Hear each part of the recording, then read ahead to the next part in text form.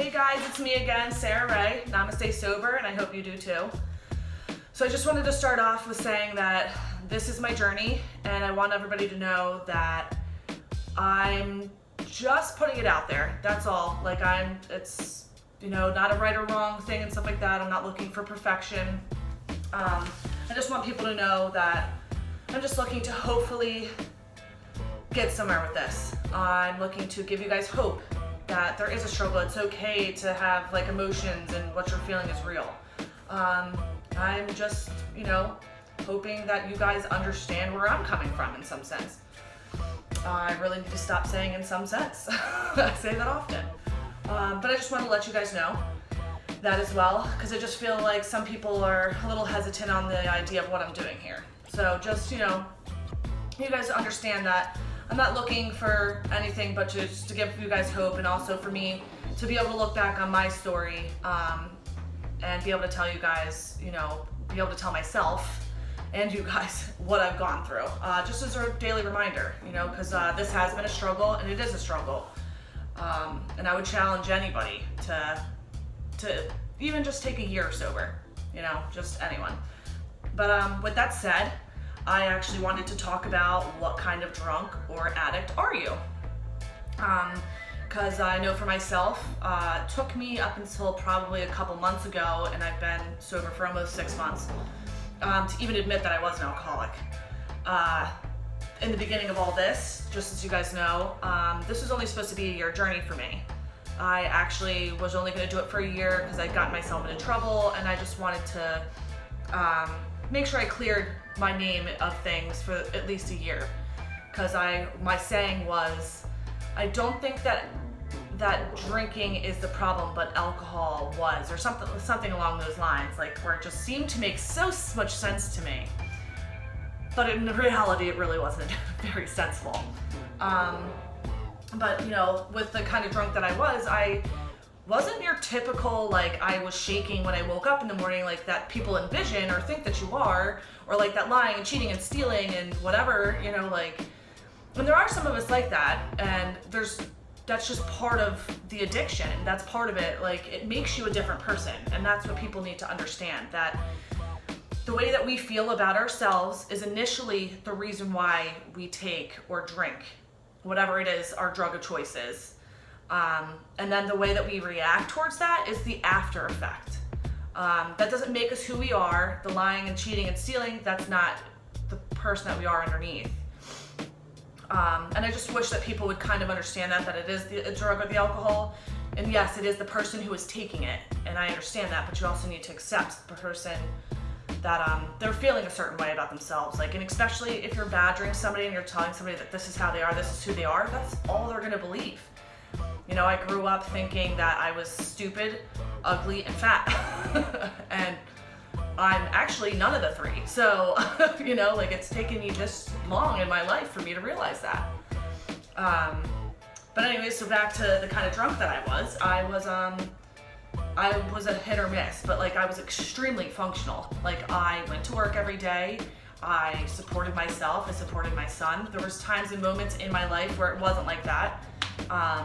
But when I was heavy and I was an alcoholic, and it was 5 days a week, if not more sometimes, I was completely functional. My world revolved around it. It was, I'm gonna get through work, I'm gonna do this, this, and this, and then I'm gonna have a bottle of wine, or I'm gonna drink this. I didn't drink a bottle of vodka a night, but I would go through a bottle of vodka a week. And I think I have to stress the type of alcoholic that I am for people to understand that, because I think a lot of people struggle if they are or they aren't, because they're not shaking and they're not doing this and it's not this way.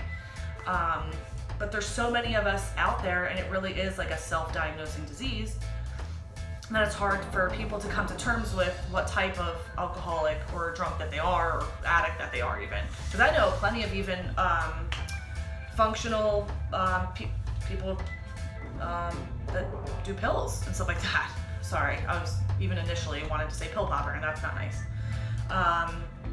So it's wild, because even now, a lot of times I I messed up. I fantasized about the fact that like I had my shit together. Like I had it together as an alcoholic and owned a 2-bedroom apartment, paid for my car, not owned, rented a 2-bedroom apartment.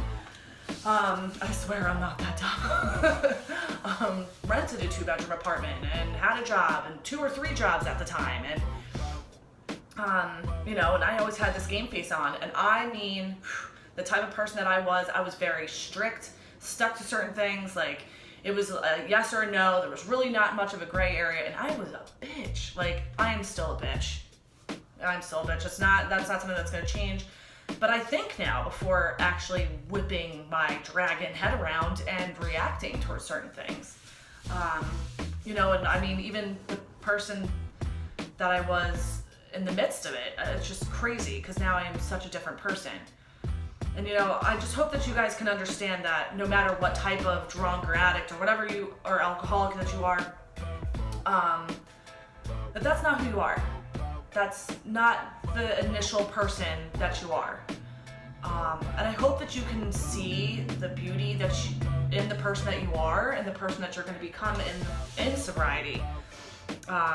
In, you know, just getting clean. Because for me, this has been such a beautiful journey. And I've really now begun to love myself, and love my life and love the people that are around me. And you know, I just said to even a couple people on Sober Grid the other day, it really hit me. Like it hit me hard how a lot of my fears are starting to be washed away. A lot of that, you know, am I lovable? Am I this? Am I that? Are being washed away. And I'm really actually feeling it. Like I'm seeing things. Like I am truly loved by some amazing people. And I am so incredibly thankful because I wouldn't be at where I'm at in my sobriety if it wasn't for that. And if it wasn't for the people who are supporting me and loving me, because initially I think that's like what the world's about, is that we all just need to love each other. And also for everybody else out there, if you're struggling, please, I just advise you that you stick a hand out. I know in my struggle, I try to suck it up and like I don't want to be a burden to anybody, but please just stick your hand out, like say something to someone, because we are all more than willing to help each other. Like I want this. I want everyone to get the gist of this, and I hope that, you know, more of us can step out from anonymity and actually speak up and say like, hey, you know, I this is a part of me and I'm going to suffer for the rest of my life, but I got this. Because the more support we have, the more, you know, the further that this is going to go, the further that this is going to get. And we have a huge epidemic going on right now, guys, and we really need to be there for each other and be supportive because, you know, we can't do it without one another. So I just wanted to speak out on that, and I hope you guys can, you know, leave some messages. Let me know what you think, and just want to thank you guys for watching. So namaste sober, and I hope you do too.